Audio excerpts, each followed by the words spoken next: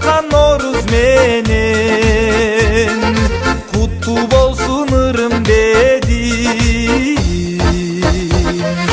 Норуз майрам, ырыс майрам, бабалардан мурас майрам. Ак калпакчан кыргыз майрам, Норуз майрам, бул майрам, Норуз майрам. Мына бүгүн жаздын жаркыраган жаз маалында улустун улуу күнү Норуз майрамы болуп отурат. Кыргыз элинин жаңы жылы болот. Мына ошого арнап элибизде тоюмчулук болсун, бейкутчулук болсун, ынтымак ырыскы кут болсун деп мындай сум элек кайнаткан илгертеден. Сум электи кайнатып, мына бугайды өндүрүп алгандан кийин мясокөрөн тартып, согун чыгарып алып, казанга коюп, анан тоюмчулук болсун деп жакшы ниет менен жасайт да муну.